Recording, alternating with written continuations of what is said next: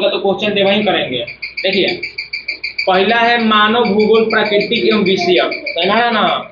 हम शुरू में हम लोग को पढ़ाए थे कि जो मानव है, मानव का सीधा संबंध किससे है? प्रकृति से है कि नहीं है? अब जैसे बारिश कल हुआ, मौसम क्या हो गया? ठंडा हो गया, कितना अच्छा लग रहा है, समझा ना। यानी प्रकृति ऐसी है ना, प्रकृति भी ना मानव का ख्याल रखती है, लेकिन हम लोग क्या करते हैं? मानव प्रकृति का ख्याल नहीं रखते, समझा ना। गर्मी, समझा ना, समझा ना। जब भूगोल को कहा जाता है जियोग्राफी, क्या कहा जाता है? जियोग्राफी, समझा ना। एक होता है जियो, एगो का होता है ग्राफी, समझा ना। जियोग्राफी मिलकर बनता है।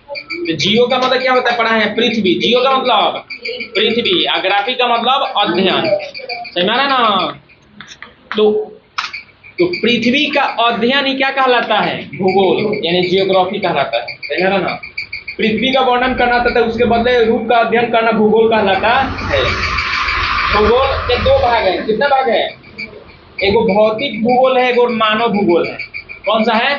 भौतिक, समझा ना। भूगोल का दो पोर्शन है, समझा ना। एगो भौतिक भूगोल है, एगो मानव भूगोल। तो भौतिक भूगोल में क्या पढ़ना है? जितना भी देखिएगा ना, नदी, पहाड़, पठार, झील, तालाब, कुआं, पोखर, जितना सब है ये सब भौतिक भूगोल में आ जाएगा। कहाँ जाएगा? समझा ना। गाछ वृक्ष जितना है, जीव जंतु जितना है, नदी है, पहाड़ है, समझा ना, सब इसमें आ जाएगा। उसको भौतिक भूगोल हो गया। क्या हो गया? भौतिक। हो गया मानव भूगोल। क्या हो गया? मानव भूगोल। तो मानव भूगोल में जितना है, जैसे आय का स्रोत है, क्या है? आय का स्रोत। आय का स्रोत बहुत सारा है। लोग मजदूरी भी करते हैं, कोई रिक्शा चलाता है, कोई कुछ चलाता है, कोई कुछ, समझा ना। इसमें सब पढ़ाएं आप लोगों को। देखिए भौतिक भूगोल किसे कहेंगे? भौतिक भूगोल भूगोल की वह प्रमुख शाखा है जिसमें पृथ्वी के भौतिक रूप का अध्ययन होता है। भौतिक रूप जैसे भू विज्ञान, मौसम विज्ञान, जंतु विज्ञान, रसायन विज्ञान, यह जुड़ा है, समझा ना। मानव भूगोल भूगोल की वह शाखा है जिसमें पृथ्वी पर रहने वाले मनुष्य, उनकी गतिविधियों तथा उनके पर्यावरण के साथ संबंधों का अध्ययन किया जाता है, समझा ना। अब देखिए मानव भूगोल मनुष्य और प्रकृति के पारस्परिक संबंधों का क्या है? अध्ययन है। तो ये ऑब्जेक्टिव हो गया, समझा ना। अब समझिए, रेट जेल के अनुसार मानव भूगोल, किसके अनुसार? रेट जेल जिन्हें आधुनिक मानव भूगोल का जनक कहा जाता है। आधुनिक मानव भूगोल का जनक किसे कहा जाता है? रेट जेल, याद रखिएगा, समझा ना। तो इनके द्वारा परिभाषा दिया गया है कि मानव भूगोल समाजों और धरातल के बीच संबंधों का क्या है? अध्ययन है। उसके बाद एलन सी सैंपल के अनुसार मानव भूगोल बताया गया। प्रसिद्ध भूगोल वेता एलन सी सैंपल के अनुसार मानव भूगोल और अविस्तारित पृथ्वी और बदलते हुए मानव के बीच संबंधों क्या है? अध्ययन है। अब मानव भूगोल की प्रकृति देखते हैं। देखिए यहाँ तक तो वो परिभाषा दिए हैं, समझा ना। मानव भूगोल की प्रकृति को निम्न बिंदुओं से समझा जा सकता है। पहला है, उसमें प्राकृतिक संसाधनों के उपयोग और वितरण का अध्ययन भी किया जाता है। यानी प्राकृतिक संसाधनों को हम लोग उपयोग कैसे करें, जितना भी प्राकृतिक संसाधन है, प्राकृतिक संसाधन में बहुत सारा चीजें आ जाता है, समझा ना। नदी का पानी वो भी प्राकृतिक संसाधन है, समझा ना। तो लोग बहुत आदमी सिंचाई भी करता है, बहुत आदमी उससे मवेशियों को धोता भी है, पोखरा है, समझा ना। पहले ज्यादा यूज होता था, अब थोड़ा कम है, लेकिन आज भी यूज है कुछ इलाकों में। देखिए यह मानव और पर्यावरण के संबंधों का अध्ययन करता है। इसमें मानव की आर्थिक, सामाजिक, संस्कृति और राजनीतिक गतिविधियों का अध्ययन किया जाता है। यह एक गतिशील विषय है क्योंकि मानव गतिविधियों समय के साथ बदलती रहती है, समझा ना। मानव और पर्यावरण के संबंधों को समझने के लिए 3 मुख्य सिद्धांत है। कितने हैं? 3। एक है नियतिवाद। एक क्या है? नियतिवाद, समझा ना। दूसरा है संभववाद। दूसरा क्या है? संभववाद। और तीसरा है नवनिश्चयवाद। समझा ना। तीनों इंपॉर्टेंट है। एक नंबर है मानव के प्राकृतिक नियतिवाद। इस सिद्धांत के अनुसार प्राकृतिक पर्यावरण मानव को गतिविधियों को नियंत्रण करता है। यानी नियतिवाद जो है ना, जो नियति है वही होगा। जो नियति है वही होगा, सही है ना। यानी इसमें प्रकृति कंट्रोल करता है। प्रकृति क्या करता है? कंट्रोल। जनसंख्या ज्यादा बढ़ गया, कंट्रोल कर देगा। क्या कर देगा? कंट्रोल। आ जाएगा कोविड। कोविड का मतलब एक तरह से महामारी है। ये क्या है? महामारी। कोविड क्या है? महामारी। तो यार ना, बीमारी मतलब महामारी का मतलब होता है कि ऐसी बीमारी जो एक स्थान से फैलकर बहुत सारे क्षेत्रों में फैल जाए, बहुत सारे क्षेत्रों में फैल जाए, उसके क्या कहते हैं? महामारी कहते हैं। समझ रहा ना? महामारी बहुत चीजों से फैलता है, समझ रहा ना।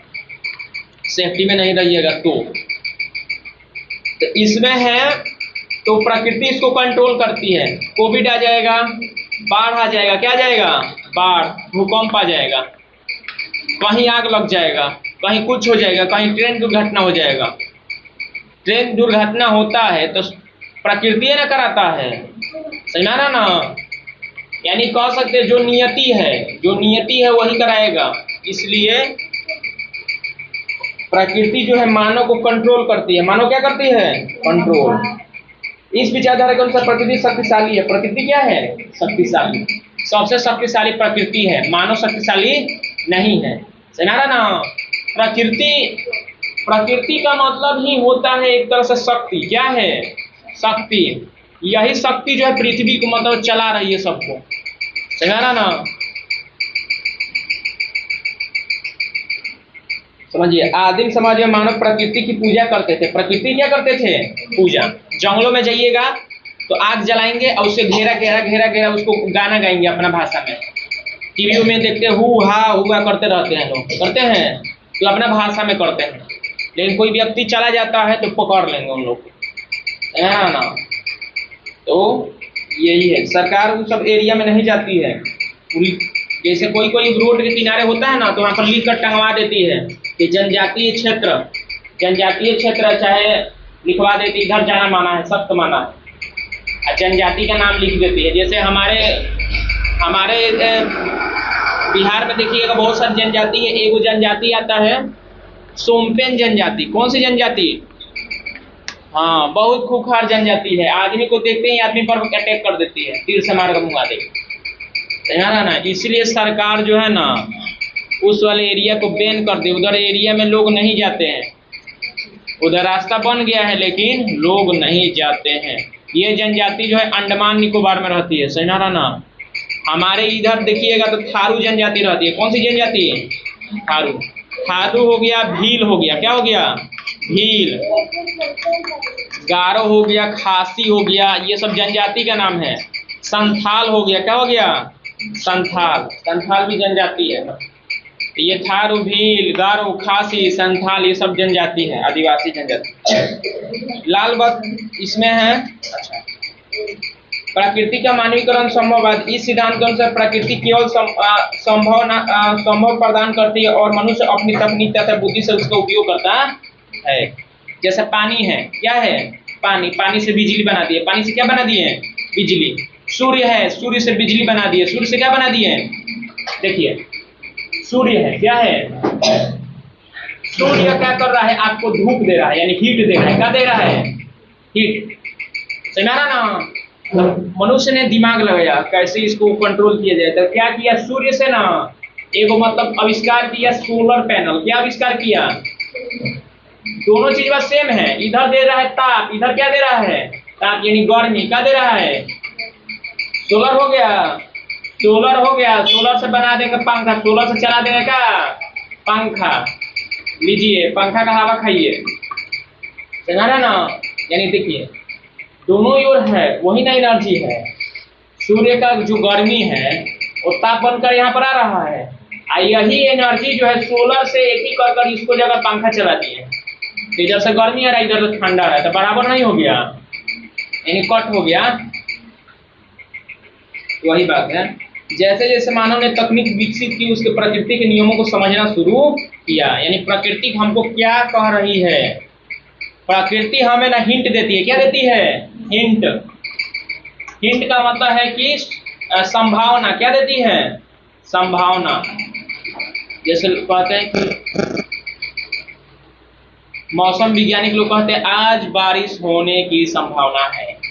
ये नहीं कहते कि होगा, बारिश हो वही करेगा, बारिश आज होगा, होगा कहते हैं, बारिश आज होने वाला है, होने वाला है, जैसे बारिश आज आएगा, इस तरह का होता है सेंटेंस, समझ में ना। तो संभावना होती है, क्या होती है, संभावना। अब देखिए नौ निश्चय बाद रुको और जाओ, रुको और जाओ, इसमें हम बताए थे आप लोग को, इसे प्रकृति क्या करती है, रुको, प्रकृति क्या करती है, रुको और जाओ, रुको और जाओ में नहीं जाइएगा ना, तो चले जाइएगा, समझा ना, यानी मर जाइएगा। लोग इसी तरह चल जाते हैं, फाटक गिरा रहता है ट्रेन का, नीचे से चले जाते हैं, किसी का तो होता है, कोई जाता है ना, ट्रेन आ गई है तो ट्रेन में देखते रहता है, कोई खड़ा है, हट बहु नहीं करता है, मालूम है क्यों, क्योंकि उसका दिमाग जो है ना ब्लैंक हो जाता है उस समय। ब्लैंक का मतलब है सूझबूझ की शक्ति खत्म। और आदमी है ना उसको देख रहा है कि ओ हट हट, तब दूसरा आदमी बचाता है उसको, चाहे जब ताकता है ना उधर तो समझ जाता है कि जो मौत है ना करीब आ रहा है, समझा ना, इसलिए सूझबूझ खत्म हो जाता है। तो आप अगर अच्छा कर्म किए तो ये रहिएगा, यानी अच्छा व्यक्ति रहिएगा, तो कोई ना कोई व्यक्ति भगवान के रूप में आकर आपको क्या कर लेगा, बचा लेगा, समझा ना। तो पृथ्वी पर जितना आदमी है ना सब भगवान है, समझ जाइए। लेकिन वो भगवान कब आपको पास भेजेंगे वो वही समझते हैं, समझा ना। इसीलिए कर्म अच्छा करना चाहिए, किसी को बुरा भला नहीं करना चाहिए, किसी को कुछ भी नहीं बोलना चाहिए, समझा ना। लाल बत्ती का अर्थ है रुको, लाल बत्ती का मतलब रुको, पीली बत्ती का अर्थ है कुछ क्षण इंतजार करो, कुछ क्षण, तथा हरा बत्ती का है मतलब अब जाओ।